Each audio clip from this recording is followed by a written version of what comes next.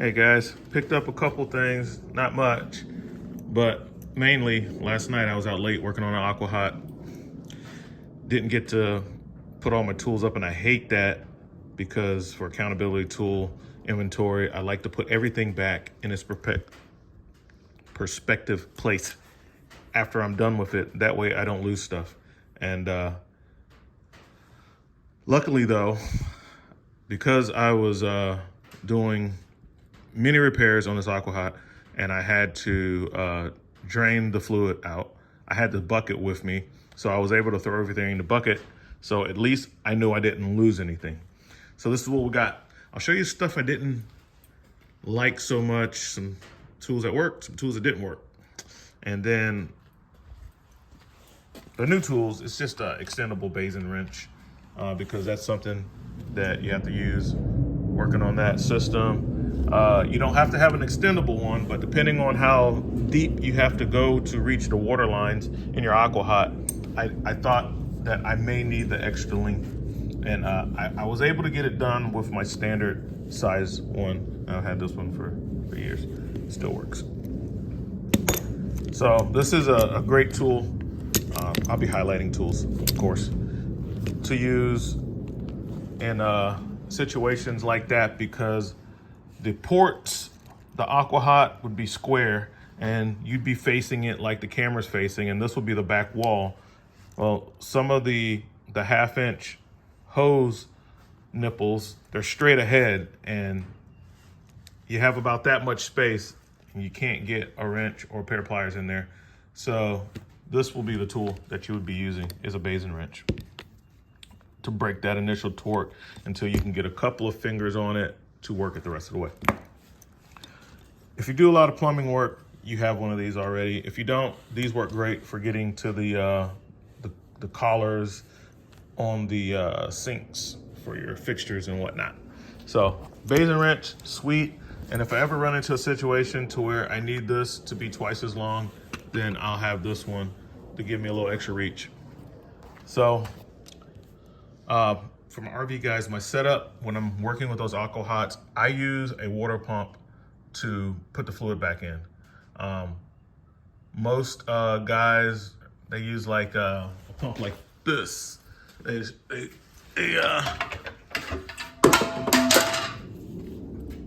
see them putting this on the bottle and pumping it. It's like almost 4 gallons that has to go in, and then they're screwing us on the bottle. The problem with that is that you have to keep switching the bottle and you keep putting air in the line. So what I do is I have this on a swivel. I make up a line to connect to the 1/2-inch male NPT fitting. Actually, it's a female. It's a female ball valve coming off the aqua hot, and I use this end on the water pump. The other end, I use these, which I found it's better to use a swivel. So this is not a swivel, but it would have been better to use a swivel because to get it on and off, it's a little, you have to twist the whole hose around, and that becomes a pain. So this goes into the aqua hot, run it, drain it, and then when it's time to pump it back in, get you a couple of hoses. There's the other hose.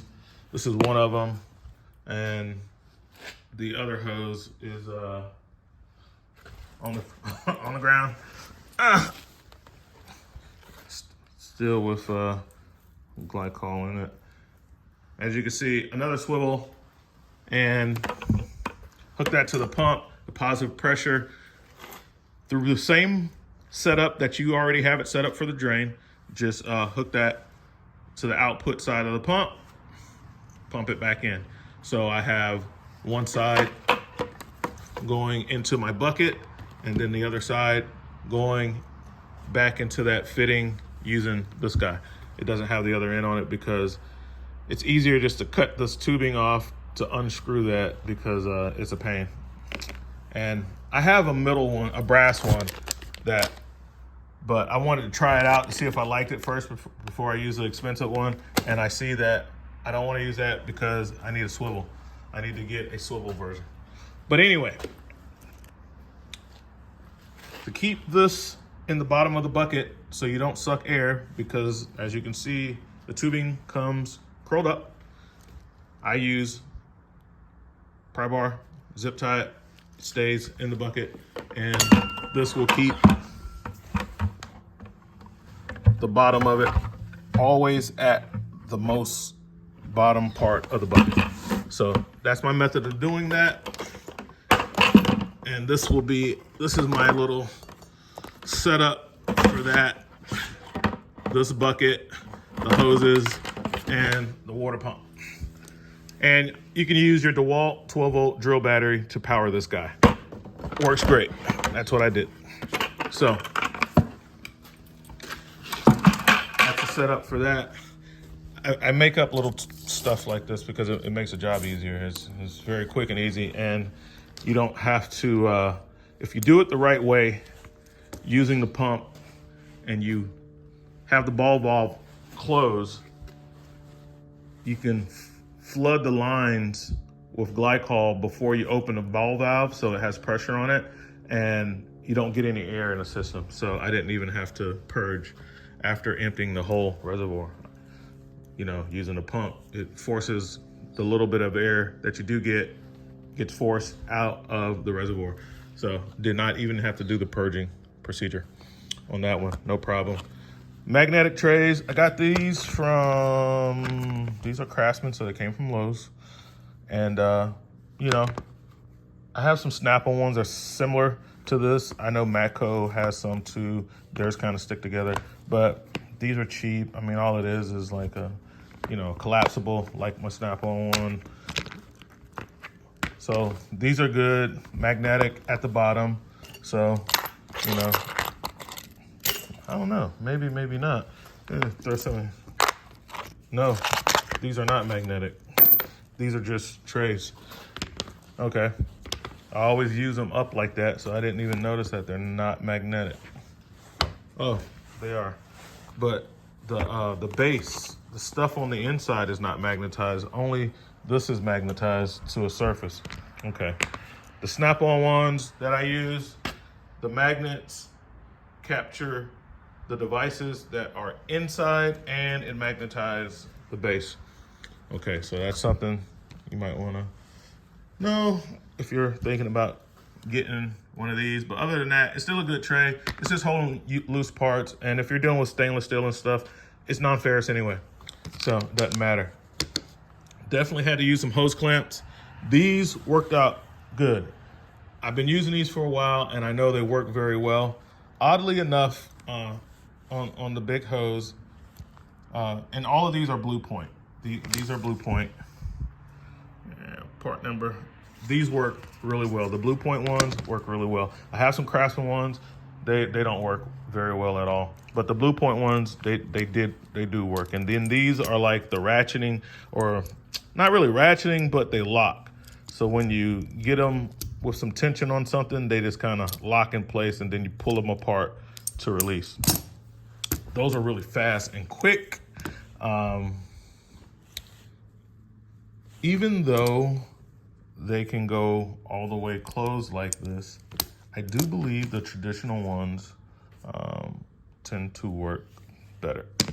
When I'm doing fuel lines, I notice that, and I have the smaller versions of these, I noticed that on the fuel lines, I'm dealing with stuff like the aqua and the generators and stuff, that sometimes I feel like these work better. Of course, I'd be using a smaller one, but these work really good. So on a pressurized line, not so much. Okay, extension for the drill and our RBRT wrenches, right? So even though I'm not a big fan of the 6-point box end on these, I won't use these wrenches for the box end. If I have to use a box end, I have a different set. I have several other sets of wrenches. I will use a different set of wrenches. I strictly use these for the open end. The open end is awesome. And I was having to deal with, you know, steel lines, flare fittings, things like that. Couldn't afford to round them off. Couldn't afford to let it slip. And I did try standard wrenches and they were slipping. But these never slip. So love these. RBRT wrenches, they work, man. They really work. The open end on these wrenches are awesome. I've never had one to slip. I'm serious. These don't slip, guys. All right. So this is my go-to when I need an open end wrench. But because of the offset, sometimes I have to get a wrench that is straight. Depending on how tight the spot is, I'll have to also use a straight wrench. So you have different tools for the job. That's the offset that's on those. All right. If I had something where it wasn't in a tight space and I had a whole lot of room for swinging the wrench and the thing was on there tight or it's a rusted nut or something, I would use the box end on these because that's what they're for. But limited spaces, you're gonna have problems. You just, with the 6-point box end, it doesn't have a lot of positions for you to reseat the wrench. It's just the nature of the 6-point box end. So of course I'd be using 12-point on that. But anyway, like I said, for me, these wrenches, I use the open end pretty much exclusively, and they work great. I never am worried about putting this on a brass or anything because I know it's not gonna slip and it's gonna break it free. Now, I gotta do better on this. I had to piece together to get the control thermostat out. I had to piece this together and it wasn't fun. And I have a bunch of different extensions. I don't know where they are. They're all over the place in these different toolboxes. So I found this one and I will be putting that on the truck because I needed a long extension and I didn't have one. So I had to piece together these and it wasn't as fun. So as I work on different stuff, I don't work on aqua hots every day. And as I do different things on them, I kind of see the shortcomings of my tool setup if it exists. So like, and this is part of my flip socket set. And it is Pittsburgh. I have a Pittsburgh flip socket set. All of these extensions are Pittsburgh. This is a wobble, you know. So this is a locking long 1/2-inch extension. And because I definitely was using 1/2-inch drive. And for the heating element, I had to use the same extension setup. It would have been, my job would have been much easier had I had one of these on the truck. So when I run into stuff like that, I basically kind of go shopping in my own tool set because I have them and I just pick them out. So before I hit the truck, I see what I have that will work. So definitely upgrading and sticking this in the toolbox. Now this setup for the truck, this works great, guys. And let me tell you, having the 4-wheel drive is awesome because sometimes I have to go places down a very steep grade or very muddy, you know, undeveloped. A lot of people buy these campers and they're living on kind of undeveloped land that's not fully developed, getting a house built, and there's a lot of red clay, mud, and you just won't be able to do it if you don't have 4-wheel drive. I had a job last week with a paved road, a paved driveway, but it was so steep that the lady told me when she set the appointment, she says, you have to park at the top of the hill unless you have a truck with 4-wheel drive. And the customer, he was telling me, yeah, when they came to bring the camper, the guy slid like halfway down the 200-yard driveway because that's how steep it was. And if you didn't have four-wheel drive, you were not getting down there. And it's too long to walk 100, 200 yards back and forth to the truck grabbing tools. So I definitely like having a mobile service set up where I have all-terrain tires, the truck that's lifted up off the ground enough to clear obstacles, and full drive, because I have the Z71. And to get out of there, I had to put this truck in 4 low just to just to get out of there and get up that slick, muddy driveway. But anyway, back to the tools. So that extension is going in the truck, and my main box for stuff like that is here. I've had this for over a year now. It's been holding up, still works. So you can see this is kind of where I keep most of my sockets and ratchets and stuff at.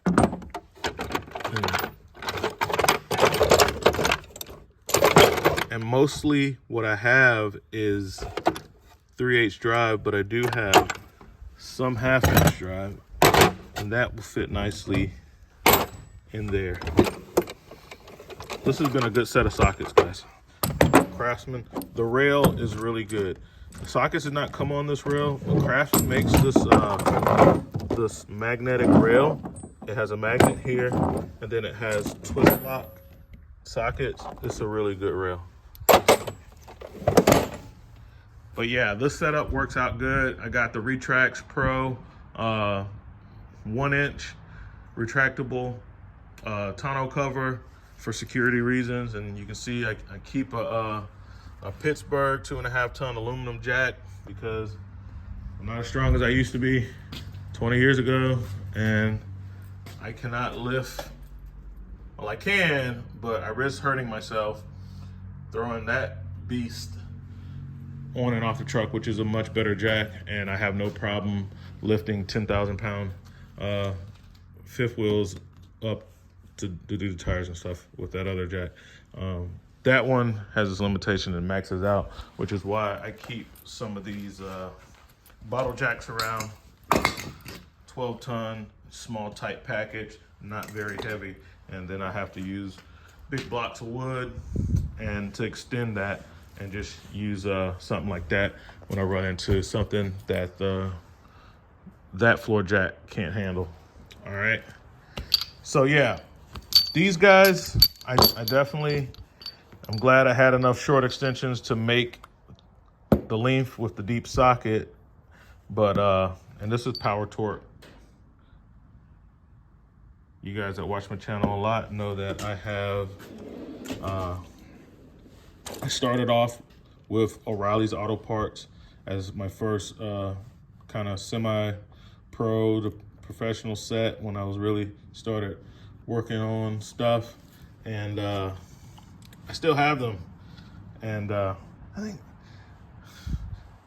sure someone will make the dumb comment. Well, I don't know. Anyway, people say stuff like, "Oh man, your tools they look brand new. I don't think you use them, blah, blah, blah." Some of these tools are like 20 years old, man. I'll tell you what you can do. You can get some microfiber cloths, and after you finish using your tools, like these tools, which look awesome, because I cleaned them afterwards on the next day because they were all covered in that. But yeah, Power Torque, still holding up strong. You can still see the pipe dope on it. I like to use pipe dope. So that works fine. This, of course, my new favorite tool. This works great. I use the Icon for my zip ties. And I also use this Craftsman locking extension, 1/4 inch, with this Astro Tools quick release, tiny little 1/4 inch drive socket. which worked pretty good. I did notice though, and some people told me that these were trash when I bought them. They've been okay. But if you have to put a lot of torque on them, I can feel, it feels like the anvil side of this is kind of turning inside of the socket. So, and the sockets that I were using were the USA SKs, and I never had a problem with my other extensions, which are Mac, and I have some Pittsburgh ones too that I never had a problem with, but I noticed a click when I started to tighten stuff down, and I felt that click was the slipping inside the anvil. So I would not recommend this if you're putting a lot of torque on it. 1/4 inch. I don't know if you would be putting a whole lot of torque on something that's 1/4 inch fastener anyway, but sometimes stuff's tight and some stuff comes with a torque spec. So something to think about if you're considering the Craftsman slimline locking extensions. But other than that, they worked out well. You know, I will probably,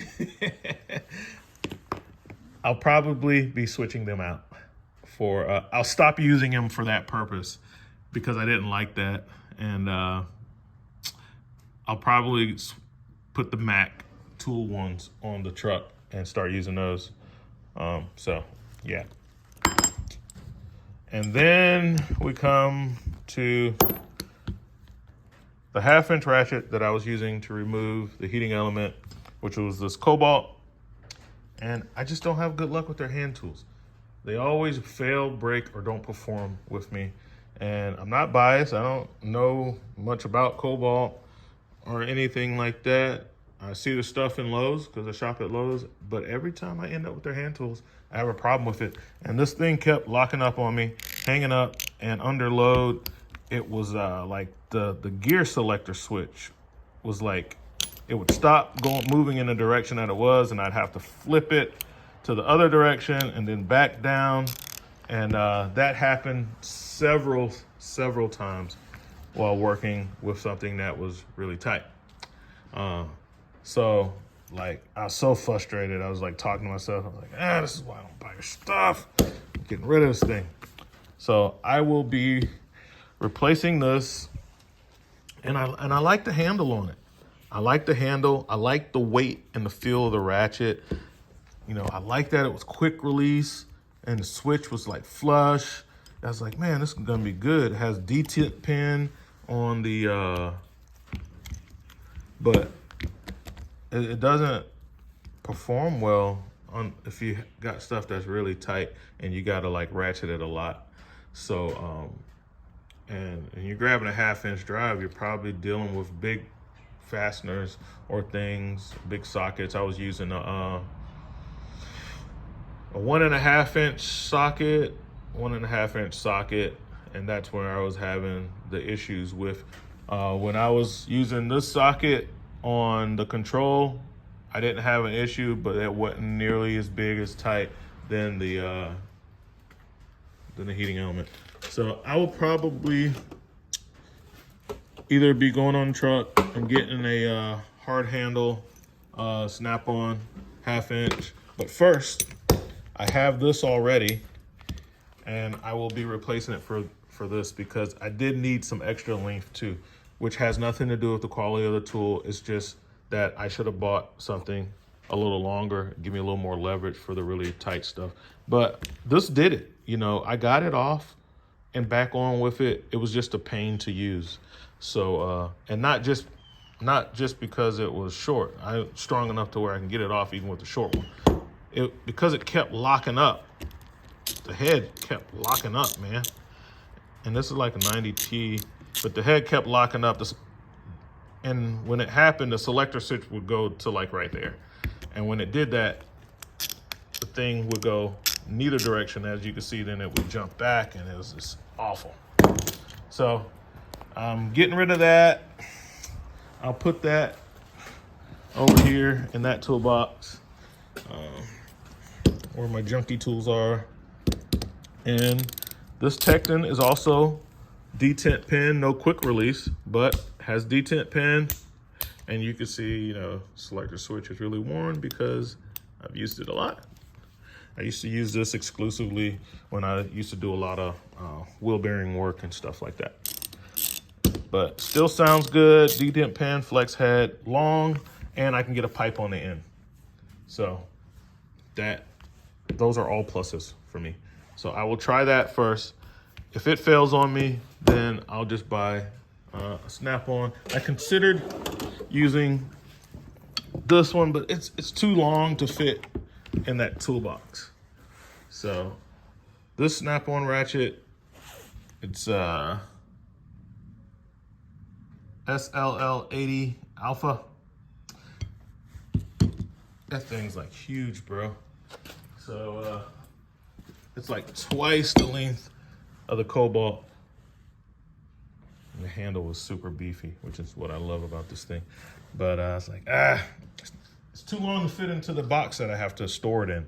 So, and I wouldn't mind having like a comfort grip for that, like, especially for stuff that's really, I like this grip for big stuff that I gotta put a lot of pressure on.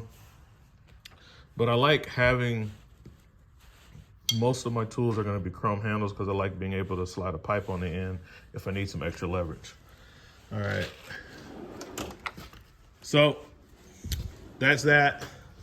And then the crow's feet, definitely had to use those on that job. And but what I didn't like was, this is a Tecton rail that I'm using on this. I don't like having to pull all the pieces off to get to the size that I want, right? So that's the downside of this rail. And you know, you're in the clutch, trying to move fast and hurry up, little stuff like that slows you down, and it's easy to lose the pieces. Working in the dark, trying to move fast. So I think I'm gonna look for a heavy duty key ring. Like I see like janitors and stuff, they have this heavy duty locking key ring. It kind of clips together. It has like a cutout and it just clips together. I think I'm gonna get that because then I can just move the things around till it gets to that part of the key ring and then take off just the one I need, and I'll be able to see all the sizes. So I think I'll be searching for something like that to serve as a solution. These are Icon, and this is one of the Snap-on ones, so I can show you the difference in the size, right? So this is a Snap-on one. I'll flip it over, and this is the Icon one. So as you can see, both of these are 11/16. These are the same size crow's foot wrench. And this is what I like about the Icon, especially if you're in a tight spot. If you're in a tight spot, you're gonna want to use this Icon set because it is so much smaller. If you're dealing with something that is really tight, you're gonna wanna use the Snap-ons because they're probably much stronger. All right, so it's way beefier on the anvil end versus the Icon. You can see, you know, they thin that out, and then the whole body of the wrench. I know why Snap-on makes them big, because they need them to be strong. They're already using a high quality steel, and because it's this much bigger, I know that the jaws are not gonna spread, which is important if you're dealing with something that's super tight.